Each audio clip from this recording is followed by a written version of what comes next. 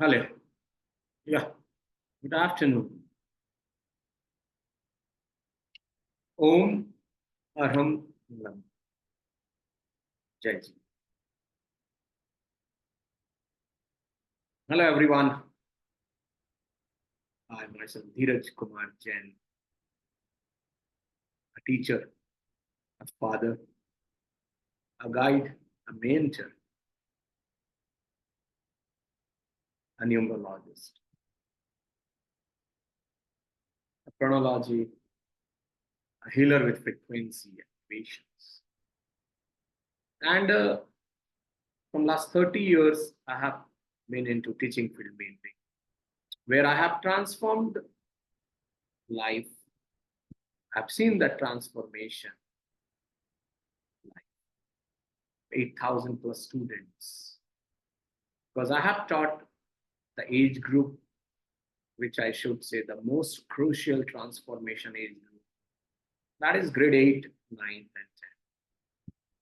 10. And here I have observed that if you allow the child to take the decision in terms of the skill, in terms of the passion, that child is rocking this world. And never forget that there will be some instances where downfall will be there. और वो downfall बहुत जरूरी है, setback आना भी जरूरी है, और ये बहुत जरूरी है कि पेरेंट्स इस बात को ना भूलें कि उनका भी जब ये एज था तो टर्बुलेंस था। अभी हम बहुत ज्यादा कंसर्न इसलिए भी हो गए हैं बिकॉज ऑफ वन और टू चाइल्ड, और हम अपने बच्चे में वो सारे गुण देखना चाहते हैं। एक ही बच्चे में सारा ऑल चीज, सचिन तेंदुलकर जैसा भी हो, विराट कोहली वाला भी नेचर हो, उसके पास ग्लैमर लुक भी, और उसके पास नॉलेज। तो अगर एक ही चीज सब में दे देगा यूनिवर्स, तो बाकी को क्या।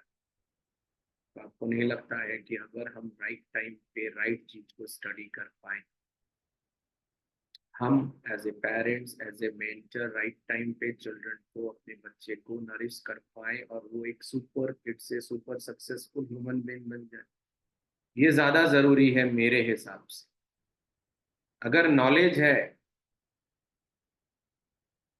और उस नॉलेज को अगर प्रायोरिटाइज किया जाए तो पैसा, लेकिन बहुत ज्यादा पैसे के पीछे भागेंगे, छूटती जाए। आज का सबसे बड़ा जो चीज देखने को मिल रहा था, observing everywhere, is the gap happening between the parents and the kids. जहां पर पेरेंट्स का भी रोल है वो गैप को बढ़ाने में, कर देखा है बच्चा भी दूसरी दुनिया में, उसको आउटसाइड वर्ल्ड का कंधा की जरूरत पड़ जाती। क्यों क्यों हम ये नहीं समझ पाते हैं कि ये एक म्यूचुअल रिलेशन, और बच्चा आजकल बहुत जल्दी मैच्योर हो जाता है, तो ज्यादा ज्ञान देने की जरूरत नहीं, ऑब्जर्वेशन रखना जरूरी है। जासूसी मत करो, ऑब्जर्वेशन गाइड करो, और बहुत ज्यादा डिमार्केशन लाइन के बाद जाए तो कहीं ना कहीं एक्शन भी लेना जरूरी है। ये सोच कर कि एक या दो बच्चा है, वो डिप्रेशन जो वर्ड यूज कर लेते हैं, वो कोई सेटबैक ना कर ले, तो आपकी परवरिश में इतनी कमी थोड़ी ना होनी चाहिए कि आपको इस बात का डर लगे। आप एक पेरेंट्स हैं, आप उसको पाल रहे हैं, ये नहीं भूलना चाहिए।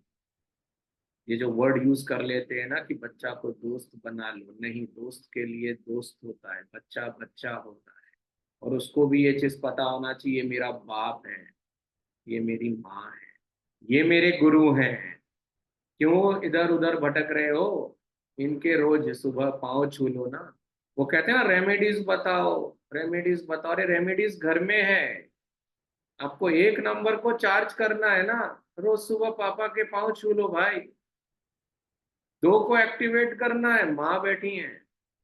तीन, जो भी आपका गुरु है, जो भी, उसको चरण छू लो, आपको अपने आप पावर मिलेगा। चार कहता है ऑर्गेनाइज रहो तरीके से, डिसिप्लिन रखो यार। मस्ती करना इज नॉट अगेंस्ट डिसिप्लिन, लेकिन चीजों को डिस्ट्रीब्यूट तो करो। आपके पैशन को आप पहचानो और उस पैशन पे सीरियसली काम करो। और ये जो ग्रेड 4 ऑनवर्ड्स ये डेवलप होता है ना, ये as a mentor as a parents हमें दिखता है, लेकिन हम मल्टी चीजें कराने लग जाते हैं। तो वो बच्चा लास्ट में 9th 10th आते आते नॉर्मल पढ़ाई, फिर वो डिग्री। और आपको ये पता होना चाहिए कि डिग्री लेकर वो उसमें जॉब नहीं करता है मैक्सिमम, फिर कुछ और करता है। तो फिर ऐसा नहीं, शुरू से नहीं लगता हमें, अगर हम उसके एट्रीब्यूट्स को समझ लें और उसी पे मेहनत करा जाए, तो आज वो बच्चा जब 9th 10th तक आएगा ना, उसकी पूरी गोल डिसाइड हो। और हर फील्ड में अगर बनना है, टॉप में जाना है, तो टॉप में जाना है, मेहनत है, तो उसके बाद उसका रिजल्ट भी है। आज अगर सचिन तेंदुलकर के पेरेंट्स उस वक्त 10th की बोर्ड की टेंशन करते, तो क्या आज वो दास सचिन तेंदुलकर बन पाते? तो ये चीज समझना, एग्जाम्पल किसी का नहीं देना है। उस बच्चे को भेजा है ना, उसके पास उसका कुछ ना कुछ तो एट्रीब्यूट्स है, और वो नंबर भी बता देता। अब अगर कोई आपको 4 और 9 का कॉम्बिनेशन मिल जाए, यहाँ 4 और 9 का मतलब है पर्सनैलिटी। पर्सनैलिटी मतलब आपका डेट ऑफ बर्थ, जो कि 4 से आता है, 13 से भी 4 बनता है, और 22। हालांकि इन तीनों नंबर के एट्रीब्यूट्स भी अलग अलग है, बन 4 ही रहे हैं, बट ओवरऑल एक बात करें तो उसमें कहीं ना कहीं 4 की पर्सनैलिटी होगी। एग्रेशन होगा उसके अंदर, डिसिप्लिन भी होगा वो। हालांकि ये अलग अलग वेरी कर सकता है कि 4 से जो बनाना उसके पास ये ज्यादा एट्रीब्यूट्स दिखेगा, इफ यू टॉक अबाउट 1 और 3 से 4। क्योंकि 1 सन है, वो नॉलेज को अपने अंदर ग्रैब कर लेता है, 3 को बहुत ज्यादा खिलने नहीं देता है। 1 3 आप समझ रहे हैं, लेकिन यही 3 1 है ना, तो 3 अपना नॉलेज के साथ लीडरशिप में आगे बढ़ता है। बहुत पावरफुल नंबर है 4, अगर इसके एट्रीब्यूट्स को तरीके से ले ली जाए। कोई भी 22 वाला बॉर्न बच्चा मिल जाए ना आपको, मैं आपको चैलेंज दे रहा हूँ, वो 2 3 साल के अंदर ही उसकी डाइवर्जेंस आपको दिख जाएगी, वो किस तरफ जा रहा है। और उसको उस तरफ पूरी तरह से अगर आप लेकर चले गए, बाकी सब चीजें नॉर्मल रखो, मैं चैलेंज दे रहा हूँ, इट हैज बीन स्टडीड, आपको दिखता है, दिखने लग जाए। मेरे नोन में एक बच्चा अभी 4.5 ईयर का है,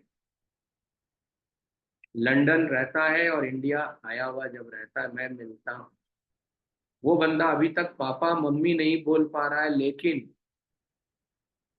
12 7 जा तो ऐसी 4 2 + 2 4, 4 + 4 8, 8 + 8 16, 4.5 ईयर का है वो। किसी से हैंडल ही नहीं हो पाता, उसकी एनर्जी इतनी लेवल होती है, उसको हर जगह मैथ्स चाहिए।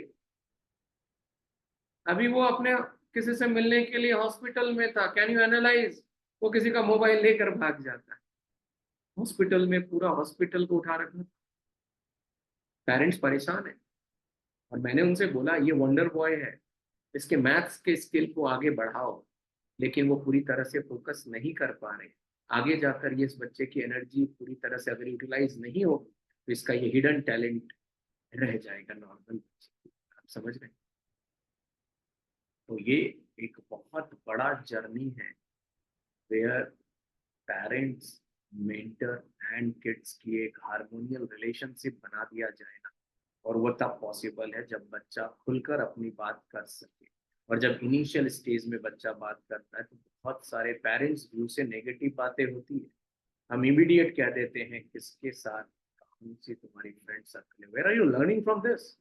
No, first explain him so that curiosity level will be down, नहीं तो वो बाहर इसका आंसर। तो अगर इस तरह से चीजों को आगे बढ़ाया, तो बहुत सारे रिलेशनशिप में स्वीटनेस ला सकते। और ये चीज हमें समझना हो। और मैं ये भी नहीं कह रहा हूँ कि बच्चा को नहीं समझना है, बच्चा अगर बहुत ज्यादा अननेसेसरी आउटवर्ड जा रहा है ना, तो एग्रेशन लेना भी जरूरी है, उसके लिए भी और हमारे लिए भी।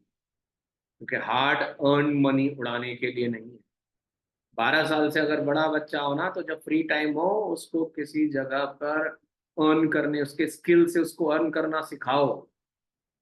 उसको बोलो आपकी टैलेंट से आप अर्निंग भी लाओ। And there is no harm.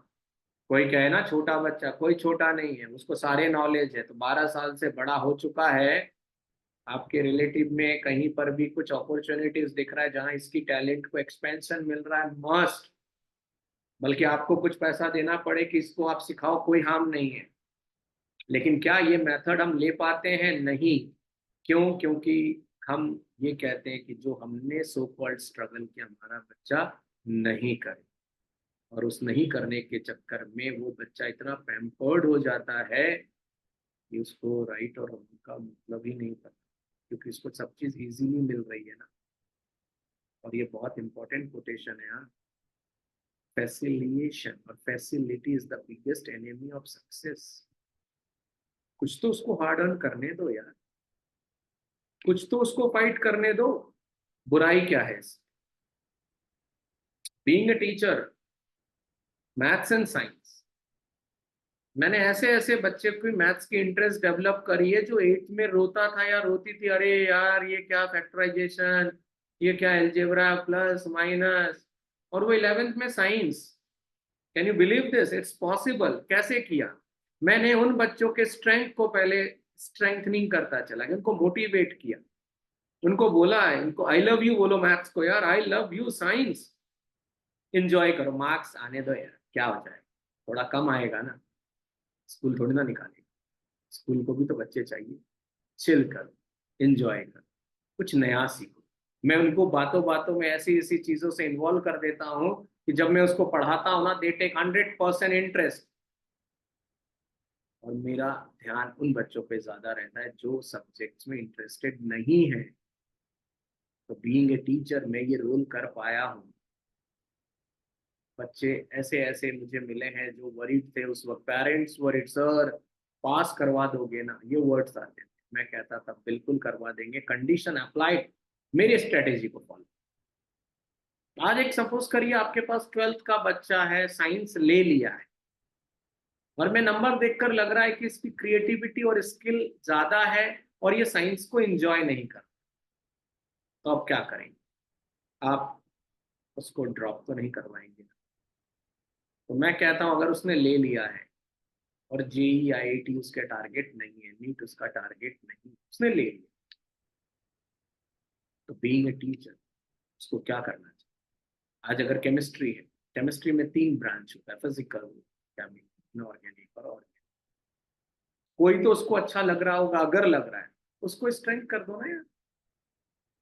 70 marks का अगर पेपर है, 30 प्रैक्टिकल है, अगर 70 या 80 जो भी, तो 26 मार्क्स का है, मैं पहले उसको स्ट्रेंथ करा, फिर बाकी में से टीचर का काम है ऐसे ऐसे छांट दो जो आता है, उस बच्चे को कॉन्फिडेंट दिला दो, वो जीत जाए। आप समझ रहे हैं मेरी बात? वो जीत जाएगा, राइट।